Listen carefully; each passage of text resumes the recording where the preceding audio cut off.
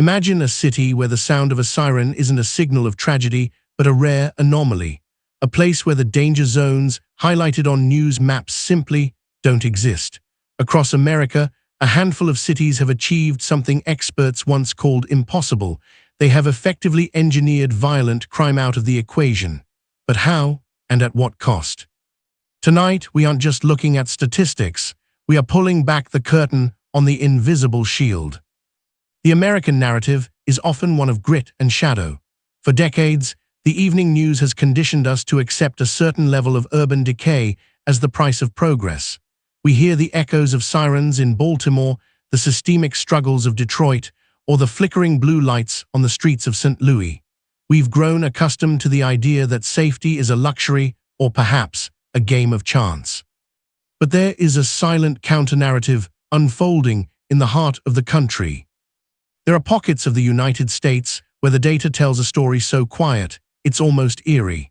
In these 10 cities, the violent crime rate hasn't just dipped, it has plummeted so low that it has ceased to be a primary concern for the average resident. Here, the 1 in 1,000 chance of being a victim isn't just a goal, it's the daily reality. But how did they get here? Was it just wealth? Was it a massive police presence? Or was it something more subtle, something hidden in the very pavement and the trees? 1. Carmel, Indiana.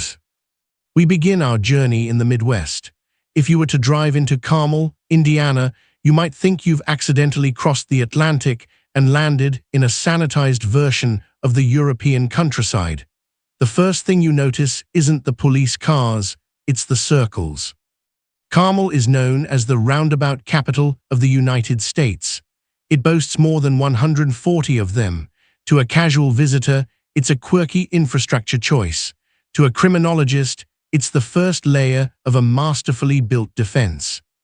In the late 1990s, Carmel's leadership made a radical decision. They realized that the physical layout of a city dictates the behavior of its citizens. By replacing traditional four-way intersections with roundabouts, they did more than just reduce traffic fatalities. They fundamentally changed the pulse of the city. Think about the mechanics of a crime. A getaway driver needs speed. They need long, straight corridors and predictable stoplights they can blow through. In Carmel, the geography is a nightmare for a criminal. The constant, flowing curves force drivers to slow down. They create an environment of controlled, calm movement. By 2026, Carmel's violent crime rate sits at a staggering 66 per 100,000 residents. Compare that to the national average of nearly 380. In Carmel, "nearly gone" isn't a slogan, it is a statistical truth. The strategy here is a concept called CPTED, crime prevention through environmental design. The philosophy is simple. If you eliminate the shadows, if you make every corner visible, and if you signal through pristine maintenance that a community is hypervigilant, the criminal element feels exposed. 2. Weston, Florida. From the plains of Indiana, we move south to the edge of the Florida Everglades. Here lies Weston, a city that didn't just grow, it was engineered. Weston is a master-planned community. In the 1980s, this land was nothing but swamp. When developers broke ground, they weren't just building houses, they were building a fortress of domesticity. In Weston, the violent crime rate is approximately 0.4 per 1,000 people. To walk down a street in Weston is to experience a level of curated safety that feels almost like a movie set. Every hedge is trimmed to a specific height. Every street lamp is checked for functionality every single night. But why does a trimmed hedge matter? It brings us to the broken windows theory, applied in reverse. The theory suggests that if a window is broken and left unrepaired, it signals that no one cares, leading to more serious crime. Weston operates on the perfect window principle. By ensuring that nothing ever looks neglected, the city creates a psychological barrier. It tells a potential offender, this is a high-order environment. The response time here will be fast. The witnesses here are paying attention. 3. Johns Creek, Georgia.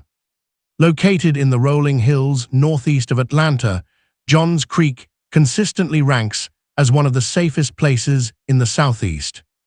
The turning point for Johns Creek came when the city realized that safety is a byproduct of social cohesion. In many American cities, the population is transient. People move in, stay for a year, and move out. They don't know their neighbors. Johns Creek invested heavily in the stay factor. They built top-tier schools and medical hubs that encouraged people to put down deep roots.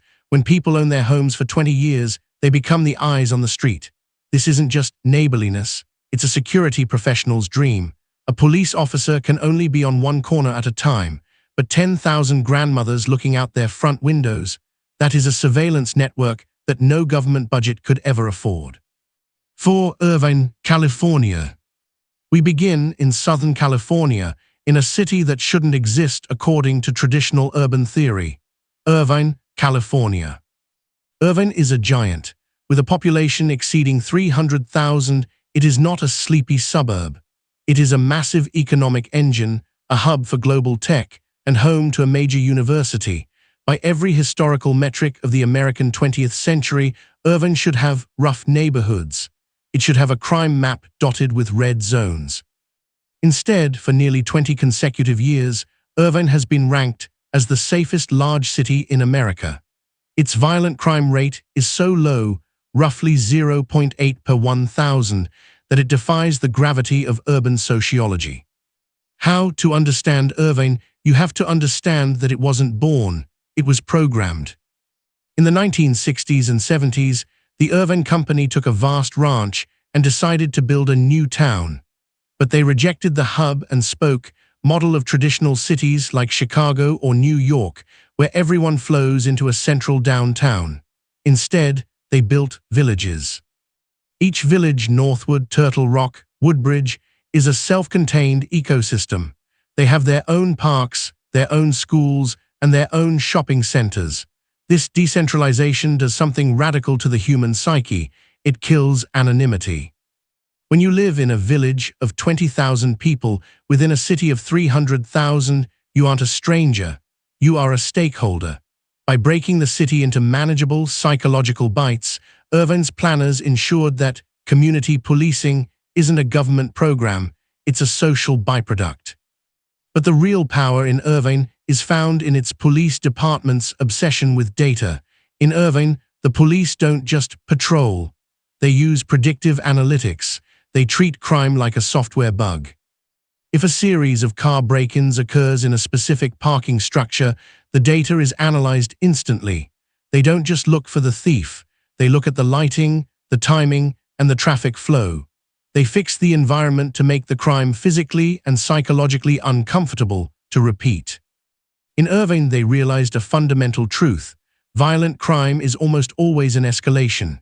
It starts with disorder, thefts, vandalism, trespassing. By using data to crush these minor infractions with overwhelming efficiency, they prevent the heat from ever rising to the level of violence. 5. Naperville, Illinois. We cross back to the heartland, just 30 miles west of Chicago. Here lies Naperville, Illinois. If you watch the local news in Chicago, you see a cycle of tragedy. But if you cross the city limits into Naperville, the atmosphere shifts. Naperville, with 150,000 residents, exists in a state of social equilibrium. The turning point for Naperville wasn't a new technology, but a decision made decades ago regarding the officer-to-citizen relationship. In many high-crime cities, the police are seen as an occupying force, an us versus them dynamic that leads to a code of silence. Naperville invested in the trust dividend. They pioneered a version of community policing that is so integrated it's almost invisible. Officers aren't just in cruisers, they are in the schools, sitting on the boards of local nonprofits, and participating in neighborhood barbecues. Why does this matter for violent crime? Because in Naperville, the police have information supremacy. When a crime does occur, and they do, nowhere is perfect, the solve rate is astronomical. Why? Because the citizens talk. They provide the ring camera footage. They identify the suspects. They act as a force multiplier for the police. In a city like St. Louis or Baltimore, a detective might spend weeks trying to get a single witness to speak. In Naperville, that same detective has 10 witnesses calling him. This creates a historical significance. Naperville has proven that you don't need a police state to have a safe city. You just need a city that trusts its police. 6. Frisco, Texas. Finally, we head to the Texas prairie. Frisco is one of the fastest-growing cities in the United States. Usually, rapid growth is a recipe for urban chaos. Infrastructure fails, police departments can't keep up, and transient populations lead to a rise in crime. But Frisco flipped the script. The city's violent crime rate is roughly 86 per 100,000 residents. The strategy here was proactive infrastructure. Before the houses were even built, the city invested in a high-tech real-time information center, RTIC.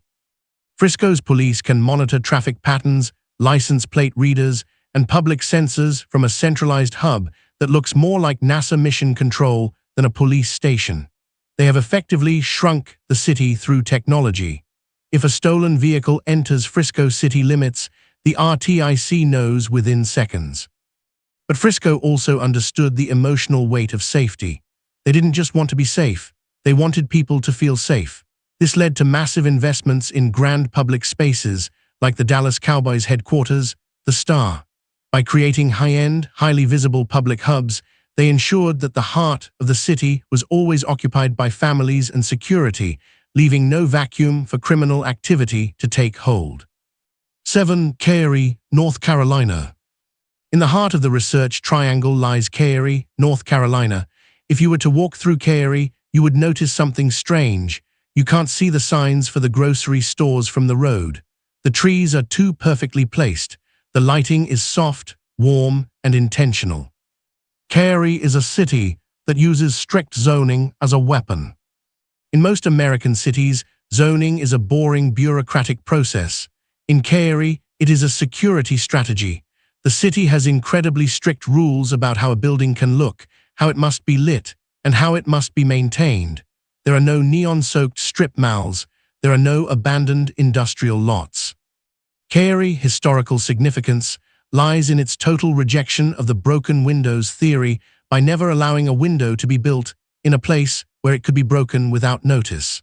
By controlling the aesthetics of the environment, Cary has effectively eliminated the pockets of neglect where crime usually takes root. In Cary, the violent crime rate is 0.71 per 1,000 residents. When a city is this perfectly curated, it sends a psychological message of total sovereignty. It tells a criminal that this is a high-order environment where every detail is monitored. In a city where even the height of the grass is regulated, a violent act feels like a physical impossibility. 8. Gilbert, Arizona. We move to the desert. Gilbert, Arizona, was once the hay shipping capital of the world. Today, it is a suburban giant of nearly 280,000 people. Its violent crime rate is a microscopic 1.32 incidents per 1,000. Gilbert's secret is educational integration. The city realized that a fast-growing population of young people can lead to trouble if those young people aren't culturally integrated into the city's mission. They created teen academies and citizens academies, where residents are taught exactly how the police work and how the city functions. But Gilbert's most impactful move was the investment in the active night. Because of the Arizona heat, people in Gilbert are active at night. The city spent millions on hyperlit bike paths, hawk pedestrian signals, and 24-hour public spaces. By making the active parts of the city safe for a high school student to walk at 11:00 p.m., they made it safe for everyone. They effectively crowded out crime by ensuring that public spaces are always occupied by good actors. 9. Newton, Massachusetts. In the suburbs of Boston, we find Newton, Massachusetts. Newton isn't a new master-planned city like Weston or Irvine. It is old, historic, and built on 13 distinct villages. Newton's safety, ranking consistently as the second or third safest city in America, is the result of institutional stability. Newton is anchored by some of the highest-performing schools and medical facilities in the world. The city has recognized that violent crime is often a symptom of systemic friction, unmanaged mental health crises, economic desperation, or youth disillusionment. Newton doesn't just fund its police, it funds its social safety net with a ferocity rarely seen in other parts of the country. Their mental health response teams are integrated directly into their 911 dispatch. They have realized that the most effective way to stop a violent crime in 2026 was to invest in a middle schooler's mental health in 2016. It is a long-game strategy that has made the city untouchable. 10. Sammamish, Washington. Finally, we go to the Pacific Northwest. Sammamish, Washington, sits on a plateau overlooking Lake Sammamish. It is a city of stunning natural beauty and staggering wealth. With a median household income north of $200,000, Sammamish represents the economic shield. Critics often ask, is Sammamish safe because of its police or because everyone is rich? The answer is both. When 99% of a population is economically secure, the crimes of despair, the desperate robberies, and drug-fueled escalations simply vanish. But Sammamish didn't stop at wealth. They used their tax revenue to build a city that is physically isolated. There is no major highway running through the center of Sammamish. In the world of security, this is called access control. To get into Sammamish, you have to want to be there. There is no passing through. By reducing the transient population and ensuring total economic stability, Sammamish has created a vacuum where violence has no. The conclusion. We have traveled from the roundabouts of Indiana to the desert paths of Arizona. We have seen how architecture, data, and wealth can be woven together to create a world where violent crime is a ghost of the past. But as we conclude this journey, we have to look at the emotional weight of the Safe 10. These 10 cities, Carmel, Weston, Johns Creek, Irvine, Naperville, Frisco, Cary, Gilbert, Newton, and Sammamish, are not just safe, they are engineered. They are the product of deliberate, often expensive choices. They prove that violent crime is not an inevitable part of the human condition. It is a variable. It can be reduced to zero. But their legacy is a complicated one. By achieving this level of safety, these cities have become untouchable in the real estate market, creating a new kind of American divide. They are the gold standard for what a city can be, but they also serve as a stark reminder of the Great Partition in American life. Is the invisible shield a blueprint that can be exported to our struggling urban centers, or is it a luxury that can only be bought? As the sun sets on these 10 cities, one realization lingers. Safety is not just the absence of violence. It is the presence of a future where you don't have to look over your shoulder. These 10 cities have reached that future first. The only question that remains is, when will the rest of us join them? In the end, we don't build cities out of bricks and mortar. We build them out of the promises we make to each other. And in these 10 places, that promise, the promise of peace, is the only thing that matters.